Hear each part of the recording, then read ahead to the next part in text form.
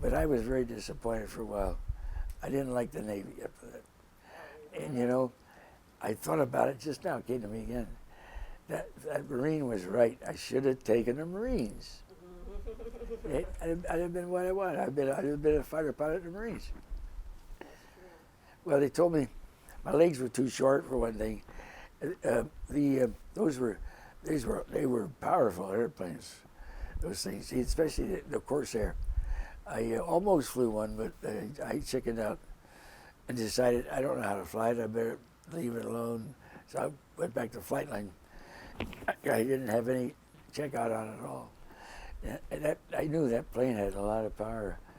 Yeah, I just moved the throttle just a bit, boy. She would. That was all engine up there, a lot more than I was used to. 1,800, I guess, was the most I was in. This thing had about 2,400. And one engine out there with a 4-blader prop had a tremendous torque. And they said I would probably couldn't get enough rudder throw. If I took a wave off, I had to have full rudder throw when I poured the coal to it, or it flips over the back.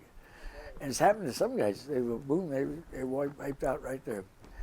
And so he said, you don't want that to happen. I said, it's something like, yeah, you got to be kidding, you know.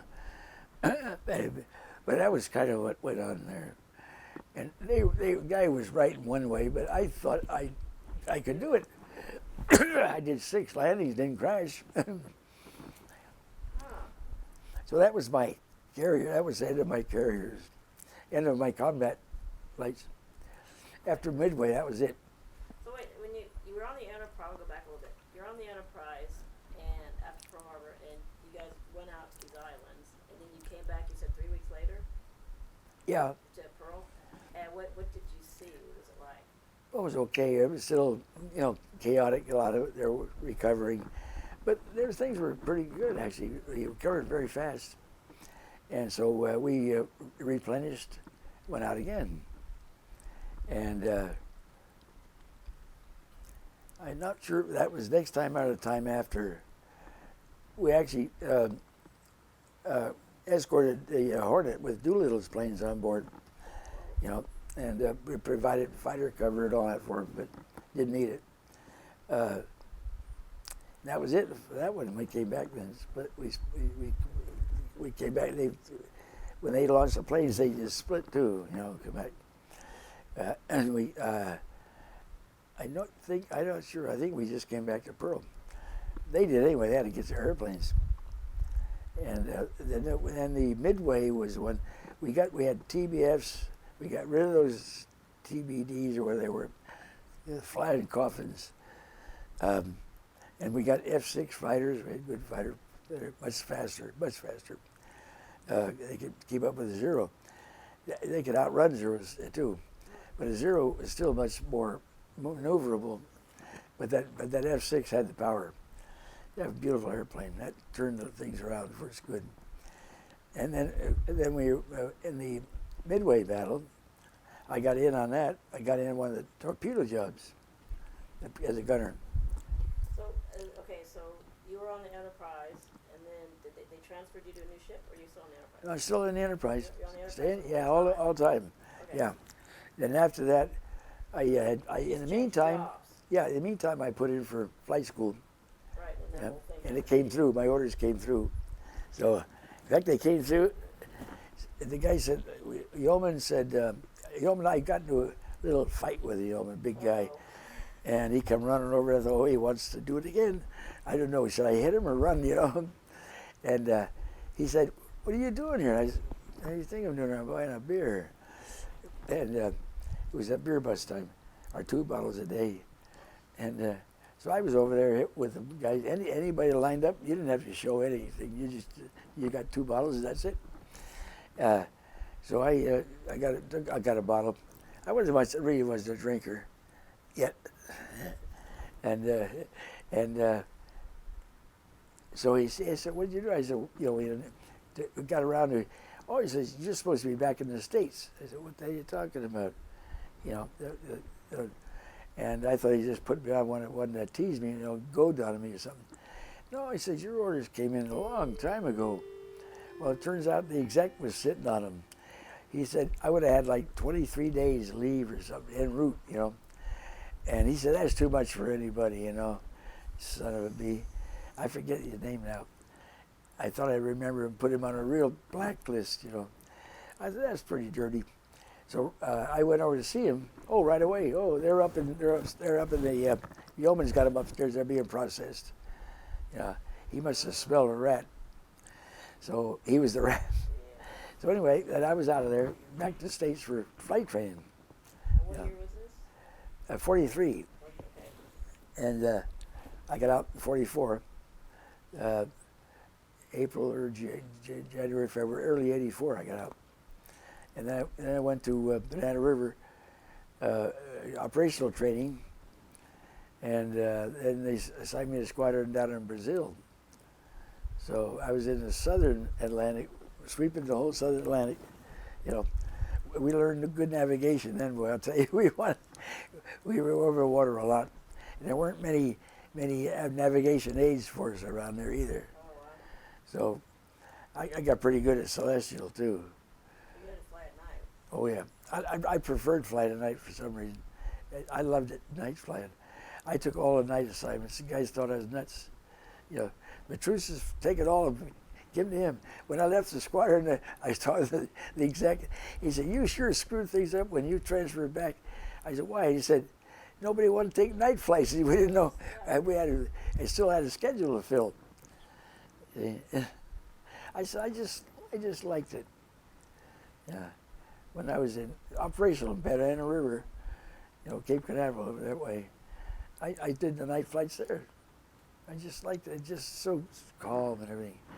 Daytime seems so hectic, you know. Yeah, you kind of get more. It's more like in yourself, so to speak. Yeah, and then I liked stars and that, so. Yeah. So they sent you after you got off the Enterprise. You went to flight school. I went to USC. You went to USC. Then they sent you down to Brazil. No. Oh, after I graduated. Yeah. Oh yeah.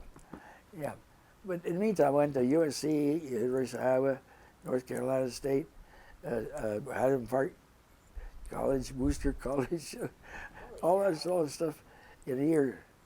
My training took a year because I only had high school.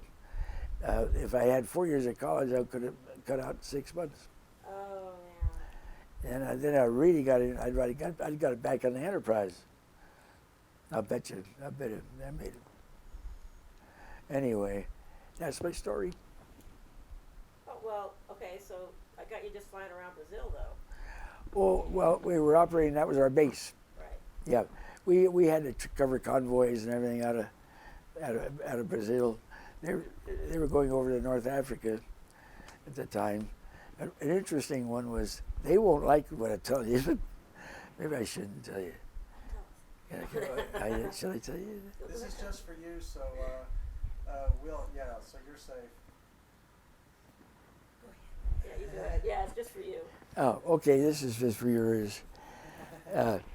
We had a big convoy was going out up to Gibraltar somewhere. I forget, up that way, and it was a Brazilian army. There were two or three transports, and so we're tooling around out offshore, waiting for them and make contact with them and all. And we're sweeping ahead. Those Germans, subs, they would come back. We kept wondering, where the hell are the ships? The guy said they're in the harbor. It was a guy, I don't know who we talked to, but it seems that they just took off as they were going out of the harbor. They jumped. All the troops jumped overboard. They had life jackets on, so they jumped overboard. They didn't want to go fight. This is true. Went AWOL. Yeah, they're all back no. to shore and disappeared. Yeah. So that was the end of our run there. But, I don't know what we did, but we laughed like hell about it. So much for that. Yeah. So you were out there. You were also looking for German U-boats. Yeah, that was our Okay, primary. how did you? Yeah. Oh, you see them if they surfaced. Oh yeah. But you couldn't see them if there were any. Well, we could pick them up some. We had some gear, sonar gear, but our main thing was keep them down. As long as we kept them down, he couldn't charge his batteries. Right. See, so when he needed to charge his batteries, they came up. That's when we get them. Right. So we get them before they get down again, because they could only last up to maximum 8 hours on their batteries. They had to come up. Now, when they got this later on, they got this snorkel gear. You probably heard of snorkel, where that was dynamite on the crew though, but they could. It was a device that floated on the water, and they had air pipes to it, and it would just suck in air. When water come, it closed the valve. Well, when the valve closed, the sun was under pressure inside. The guy's ears would just about pop out. Oh, they hated that in heavy water, heavy seas. Well, it had to do that, or they get all the water to come in. See that? So this valve shut them off. It shut off their air coming in, but that made it a little difficult. We learned how to differentiate between a fish and a submarine, a periscope and a snorkel. Snorkel gave the biggest return, but a periscope made a perfect circle and a dot in the middle. They didn't know that. Huh. We knew damn well. We no shark, no whale, nothing. How low did you fly when you're doing these sweeps? We'd run a patrol is about 6 hours, I guess. 6 hour. There were 6 hour missions. Yeah. Then how low to the ocean would you go? How high up? Oh well, we go anywhere from 300 feet up. If we got a good blimp, a good target, we think it was, we get down to 300 feet, and then we could pick them up better than sonar now. Right. Did you get a lot of U-boats and stuff? Not many. I like to think I got 2, but we were accredited with other guys to really get a confirmation. You practically have to have the whole crew on deck waving in, taking photos of it, and pull it in or something. Otherwise, they were so clever with jettisoning stuff out the tubes, mattresses and old clothes and things, oil blurbs going up. Oh, so it looks like. Yeah, it looks like you got them. See, and so there's, okay, it's impossible. That's all it could do. So I had a lot of possibles, but no real. I think I had 2 that I was credited, shared, Right, your team got. Yeah, because when you get over there, you have these cheap carriers were in the area too, so we would try to work with them. And if I'd spot one, I'd call them, and they'd send their planes over to usually torpedo bombers. They long ago stopped carrying torpedoes. They just carried bombs. They did glide bombing, stuff like that. Okay, but so then, this was what year now? When you were doing this in Brazil? About what year? 44? 44. 44? Okay. And then you said you were going to go to Midway at the end of the war? No. That No, was oh Midway? no, we were in the Battle of Midway in Okay. 42.